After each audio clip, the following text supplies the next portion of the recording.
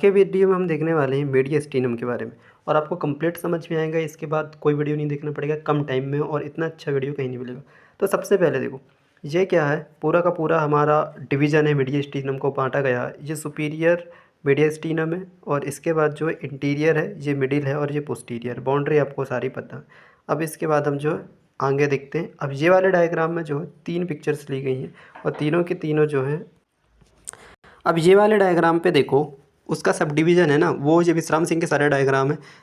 ये क्या है, सुपीरियर मीडियस्टिनम है, ये मिडिल है, और ये पोस्टीरियर, और ये जैसा बॉडी पे है वैसे ही है, ठीक है। क्योंकि ये देखो, ये यहाँ जो पूरा सर्कल हुआ है ना, ये क्या आता है, इन्फीरियर के मिडिल वाले भाग में। देखो सामने यहाँ पर इंटीरियर होगा, उसको हमने लिए नहीं क्योंकि उसमें थोड़े से कंटेंट तो हैं जो वैसे ही याद हो जाएंगे, ठीक है। लेकिन ये मिडिल आता है, और मिडिल के पीछे कौन आता है, पोस्टीरियर। और इसके जस्ट ऊपर देखो, यहाँ से क्रॉस सेक्शन है, इसके नीचे का, इसके ऊपर का, ये लेके पूरा डिटेल से बनाया गया, ठीक है। यहाँ पर बहुत सारे स्ट्रक्चर है, तो इसको कट करके क्या ये आ गया, ठीक है। ये सुपीरियर हो गया, इंटीरियर को तो बहुत कम है, और ये मिडिल हो गया, ये पोस्टीरियर। तो ऐसे ही याद रखना आपको, ठीक है। तो ये कंप्लीट मीडियस्टीनम है। इसके बाद जो है एक इसमें जो है दिक्कत ये है एक डायग्राम की, वो हम देखेंगे। देखो ये एजाइगस वेन जो दिख रही है इसमें ना, ये जो है पोस्टीरियर साइड से आती है और ओपन होती है यहाँ पर, ठीक है, पोस्टीरियर साइड से।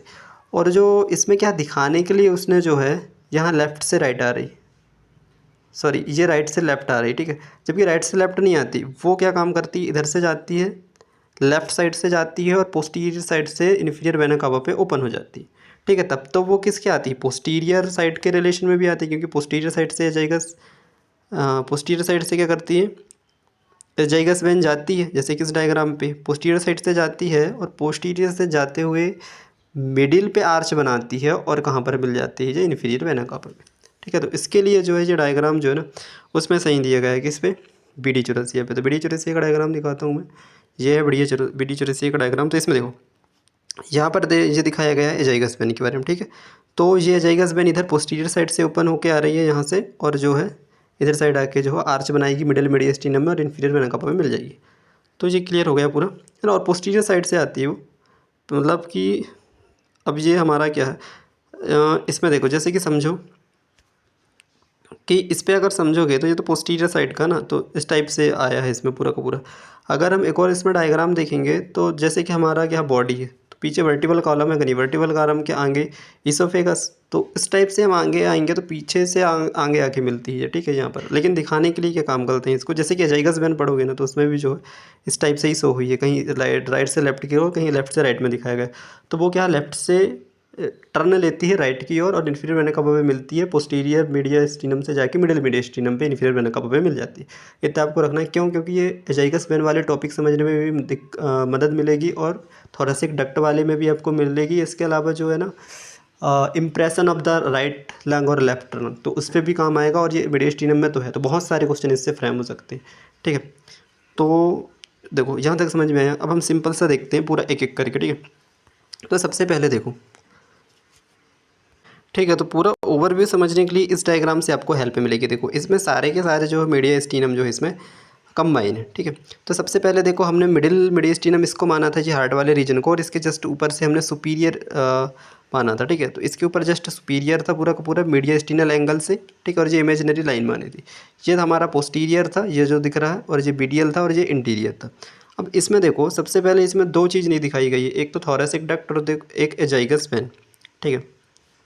तो सबसे पहले देखो, एजाइगस वेन में जब भी क्वेश्चन आता है ना, तो एजाइगस वेन क्या काम करती है पता है, इस टाइप से याद रखना कि यहाँ पर से तो हमारी क्या है, ईसोफेगस के जस्ट पीछे से जाती है हमारी कौन सी, हेमी एजाइगस और एसेसरी एजाइगस, और दोनों यहाँ पर जब कंबाइन होकर मिल के जाती हैं, तो वो ऐसे पोस्टीरियर मीडियस्टीनम से जाती है ना। थोड़ा सा इसमें डायग्राम जो स्ट्रेट नहीं बन रहा है, तो इस टाइप से पोस्टीरियर से जाती है, और जो है ऐसे आर्च बनाती है, और आर्च बनाती है, और यहाँ से क्या निकलती है, इन्फीरियर वेना कावा। तो यहाँ पर जो पीछे साइड से, ठीक है, ये पीछे की साइड से तो जा रही है, क्योंकि ये इंटीरियर है ना, ये पोस्टीरियर है, तो इंटीरियर से पोस्टीरियर तो जा रही है, और यहाँ पर जाके क्या हो जाती है। तो हमको समझ में आ गया कहाँ कहाँ आ रही, सुपीरियर पे नहीं आ रही है, वो कहाँ कहाँ पर आ रही पता है, सुपीरियर तो ऊपर है, ये वो आ रही पोस्टीरियर पे और मिडिल पे। तो एजाइगस वेन देख ली। अब इसके बाद देखते हैं थोरेसिक डक्ट। तो थोरेसिक डक्ट को आपने देखे होंगे उसका डायग्राम। तो थोरेसिक डक्ट भी कहाँ से जाती है पता है, यहीं से जाती है। तो थोरेसिक डक्ट भी यहाँ से ही जाएगी हमारी, और वो इस टाइप से आर्च बनाती है। तो उसके लिए ये वाला डायग्राम देखो, ये इसमें जो है क्लियरली दिख रही है थोरेसिक डक्ट, ठीक है। ये जो है थोरेसिक डक्ट है, और थोरेसिक डक्ट क्या काम करती है। देखो ये जो थी ना, ये लेफ़्ट साइड में मिलती है एजाइगस वेन, जबकि जो थोरेसिक डक्ट होती है ना लेफ़्ट साइड में, मतलब इन्फीरियर वेना कहाँ पर मिलती है, जबकि थोरेसिक डक्ट कहाँ पर मिलती है पता है। डायग्राम उसका देखे होगे आपने, तो उसका राइट में देखे होगे, राइट में जो है ब्रेक्योसेफेलिक वेन होती है, वहाँ पर जाके मिलती है। ठीक है, राइट ब्रेक्योसेफेलिक वेन पे जाके मिलती है। तो ये दोनों आपको समझ में क्लियरली आ गया। तो हमने क्या क्या रिलेशन में देख लिया, मीडियस्टिनम के थोरेसिक डक्ट देख लिए, ठीक है, और एजाइगस वेन देख लिए। ठीक है, दोनों को दोनों समझ में आ गया कि कहाँ पर जा रही है। इसके बाद जो है अब अब इसमें देखो, ये जो ट्रेकिया है ना, ट्रेकिया क्या काम करता है पता है। ट्रेकिया जो है यहाँ से बाइफरफेट होता है, यहाँ पर क्या होता है, यहाँ पर एक्सटर्नल एंगल होता है, इसके ऊपर सुपीरियर होता है, नीचे इन्फीरियर मेडिस्टिनम आता है। तो यहाँ पर आके बाइफरफेट होकर एंड हो जाता है, तो नीचे तो आता ही नहीं है, तो वो हमेशा कहाँ पर मिलेगा हमको, सुपीरियर मेडिस्टिनम में। ठीक है, दूसरी चीज़ देखो, अब नीचे क्या, इसोफेगस देखो, सबसे पीछे वर्टिबल कॉलम रहेगा, फिर इसोफेगस, फिर ट्रेकिया। तो ट्रेकिया तो एंड हो गया, अब इसोफेगस नीचे आएगा, नीचे आएगा। ठीक है, और नीचे उसको कौन मिल जाता है पता है, ये आर्च ऑफ आयोटा। तो आर्च ऑफ आयोटा तो क्या काम करता है, पहले तो पीछे साइड से जाता है, किसके, इसोफेगस से, इस टाइप से टर्नल लेता है ना, एकदम से पीछे जाता है, फिर आगे की ओर आता है। ठीक है, तो ये भी रिलेशन में देख लिए कि arch of iota, arch of iota में क्या करते हैं, जैसे कि इस वाले डायग्राम पे देखो, है ना, ये जो आर्च ऑफ आयोटा है ये सुपीरियर मेडिस्टिनम का भाग है, जबकि जो मिडिल पे कौन सा आता है, असेंडिंग आयोटा आता है। ठीक है, असेंडिंग आयोटा इसमें आता है। अब इसके बाद देखो और क्या क्या रिलेशन पे बचा हमारा, हमने वर्टिबल कॉलम देख लिए, इसोफेगस देखिए, ट्रेकिया देखिए, और डिसेंडिंग थोरेसिक आयोटा तो पोस्टीरियर में चला जाता है। ठीक है, ये भी देख लिए। तो आई होप कि आपको इसमें ज़्यादातर कंसेप्ट क्लियर हुआ होगा। अब कुछ और बचे हैं छोटे छोटे स्ट्रक्चर, उनको हम देखते हैं। अंडरस्टैंडिंग करने के लिए ये वाला डायग्राम देखो, इसमें किस प्रकार से जो है आयोटा जो है उसोफेगस को क्रॉस कर रहा है ना, मतलब उसके ऊपर से आ रहा है, ओवर राइडिंग कर रहा है। तो ये आपको समझ में आया होगा इसमें। ठीक है, तो इसमें हम सिर्फ किस, अब कंटेंट की बात करते हैं, सिर्फ एक कंटेंट की बात नहीं करेंगे, वो जो है हमारा कहाँ पर है, यहाँ इंटीरियर मेडिस्टिनम का।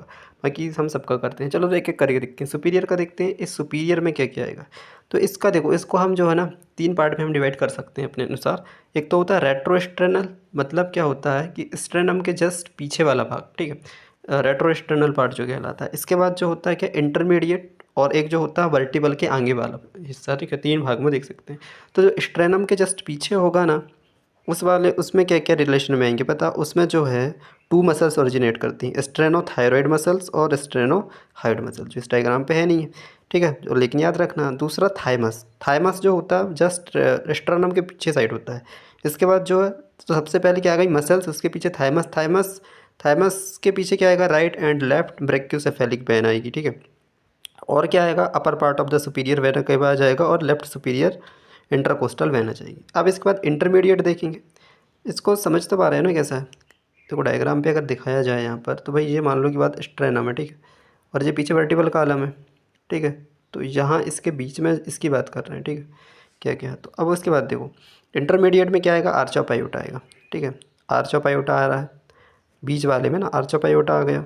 ये तो हमारा क्या हो गया भाई, जस्ट यहाँ पर मान लो कि बात क्या, स्ट्रेनम है, और यहाँ क्या है, वर्टिबल कॉलम है। ठीक है, तो अब हम इसको 3 भाग में बांट दिए ना। कौन कौन से 3 भाग में, ये रेट्रो स्ट्रेनल पार्ट हो गया, ये इंटरमीडिएट हो गया, और ये पोस्टीरियर हो गया। तो इसमें हमने क्या क्या मैंने बता दिया अभी। इसके बाद जो है इस वाले में क्या, आर्च ऑफ आयोटा आ रहा है। ठीक है, आर्च ऑफ आयोटा आएगा, और उसकी 3 ब्रांचेस आएंगी। नर्व आएगी इसमें, कौन कौन सी पता, फ्रेनिक नर्व, फिगस नर्व, और जो कार्डियक। तो इसमें फ्रेनिक नर्व क्या होती है, फ्रेनिक नर्व देखो इस डायग्राम पे, वो क्या होती है, पेरिकार्डियम के राइट साइड से जाती है ना, लेफ्ट साइड में लेफ्ट और राइट में right phrenic nerve. Vagus nerve हमेशा ईसोफेगस को से फ्लेक्सिस करते हुए नीचे जाती है। ठीक है, तो वो वेगस नर्व हमको वहीं देखने को मिलती है। इतना समझ में आ गया। इसके बाद देखते हैं प्री, मतलब यहाँ पर वर्टिबल के आगे, तो प्री वर्टिबल, इसमें मिलता है हमको ट्रेकिया देखने को लिए। ठीक है, अब देखो ये डायग्राम पे इसलिए समझ में नहीं आ रहा है क्योंकि भाई जो हम इसको क्या देख रहे हैं, सामने से देख रहे हैं। ठीक है, इसलिए क्लियरली समझ में नहीं आ रहा, लेकिन हम इस टाइप से देखेंगे ना तो उसमें समझ में आएगा। तो क्या आएगा पता, ट्रेकिया आएगा, इसोफेगस आएगा, right and left and right laryngeal nerve आएगी, थोरेसिक डक्ट, और ओरिजिन होती है वहाँ से क्या, लॉन्गस कोलाई मसल। ठीक है, इतना समझ में आ गया बस। अब इसके बाद हमने इसको ही बात कर ली। अब हम बात करेंगे किसकी, मिडिल मेडिस्टिनम की। मिडिल मेडिस्टिनम का डायग्राम यहाँ पर दिख रहा है ये वाला। तो इसमें क्या क्या आ रहा है, मिडिल मेडिस्टिनम में पेरिकार्डियम ऑफ हार्ट आएगा। सीधी सी बात, पेरिकार्डियम तो आएगा, उसके अंदर ही तो हार्ट होता है। फिर क्या आएगा पल्मोनरी, इसमें क्या आ रही है ट्रंक और उसके डिवीजन दिख रहे हैं, ठीक है। उसके बाद पल्मोनरी वेंस के बाद तो lower part of the superior vena का आ जाएगा, ठीक है। उसके बाद असेंडिंग आयोटा आ जाएगा, ठीक है, असेंडिंग आयोटा आ गया और आर्च ऑफ एजाइगस वेन। अब यहाँ पर डायग्राम पे सो नहीं है, लेकिन क्या होती मैंने बताया था ना, वहाँ से तो आती है लेकिन यहाँ से आर्च करते हुए आती है, देखो ये वाली जो दिख रही है ना, ये है ना, बैक साइड से आती है और यहाँ के मिल जाती है, तो आर्च ऑफ एजाइगस वेन। इसके बाद जो है बाइफरकेशन होता है ट्रेकिया का, क्योंकि ट्रेकिया यहाँ से इन्फीरियर लग जाता है ना, तो यहीं से आके तो बाइफरकेट होता है एक्सटर्नल एंगल से। तो ये हमने पूरा का पूरा देख लिया मिडल के बारे में भी। अब देखते हैं हम पोस्टीरियर, ठीक है। तो पोस्टीरियर मीडियस्टिनम के बारे में देखें तो उसको तो आराम से यहाँ पर डायग्राम से आप क्लियरली समझ ही पा रहे हो कि क्या क्या यहाँ पर होगा। तो यहाँ पर देखो ये डायग्राम पे, ठीक है, डिसेंडिंग आयोटा हो गया, ठीक है, इसोफेगस हो गया, थोरेसिक डक्ट, एजाइगस वेन, ये सारे और लिम्फ नोड, ये सारे के सारे इसमें आ जाते हैं। तो इसमें तो क्लियरली समझ में गए। अब हम क्लिनिकल एनाटॉमी की बात करते हैं। तो क्लिनिकल एनाटॉमी में क्या होता है, मीडियास्टिनल सिंड्रोम होता है। इसका मतलब क्या होता है कि स्पेस एक्युपाई लीसन, मतलब कि क्या होता है मीडियास्टिनल स्पेस है ना, तो वहाँ पर मान लो कि बात ये इसोफेगस है, ये डायलेट कर गया किसी कारण से, तो क्या होगा स्पेस कम हो जाएगा, है ना, तो स्पेस में बाकी चीज़ों में दिक्कत होने लगेगी, ठीक है। जैसे कि इसोफेगस के कारण क्या होने लगेगा भाई, ट्रेकिया पे दिक्कत आने लगेगी, है ना। तो ऐसी, और ये जो आर्च डिसेंडिंग आयोटा है इसमें आने लगेगी जब डिसेंडिंग है, ठीक। तो इस टाइप से दूसरा देखते हैं मीडियास्टिनल शिफ्ट। मीडियास्टिनल शिफ्ट मतलब क्या होता है कि जो हमारा ट्रेकिया होता है वो अपनी जगह से क्या हो जाता है, मतलब पूरा तो मिडिल में ही रहता है लेकिन हल्का सा राइट में रहता है, तो और डेविएशन आने के कारण और राइट में हो जाता है, ठीक है। ये होती है उसमें। और इसके बाद होता है मीडिया स्टाइनिटिस, मतलब कि नेक पे क्या होता है इन्फेक्शन हो जाता है, तो वो नीचे तक जाके क्या करता है मीडियस्टिनल वाले में भी इन्फ्लेमेशन करने लगता है। इसके बाद होता है मीडियनस्कोपी, मतलब कि किसी स्कोप के द्वारा। तो मीडियस्टेनोस्कोपी में क्या होता है कि जो वहाँ पर स्कोप रहता है उसके द्वारा, मान लो कि बात चेस्ट है तो चेस्ट में जहाँ पर से हमको क्या निकालना है, फ्लूइड या किसी प्रकार का जो है, देखो जैसे कि यहाँ पर लिम्फ नोड दिख रहा है ना, इसमें इन्फेक्शन हो जाता है, तो इनको हमको निकालना है, कोई बड़ा ऑपरेशन नहीं करना है, तो नॉर्मली निकालना है। तो क्या करते हैं यहाँ से इंजेक्शन, मतलब यहाँ से स्कोप डाल के क्या करते हैं, यहाँ से कुछ सैंपल ले लेते हैं और उसको फिर स्टडी करके पता लगाते हैं कि क्या हो सकता है, ठीक है। तो आई होप कि आपको क्लिनिकल इतनी समझ में आई होगी। तो पूरा वीडियो, अगर वीडियो अच्छा लगा हो तो लाइक कर सकते हैं, चैनल को सब्सक्राइब कर सकते हैं। Thank you.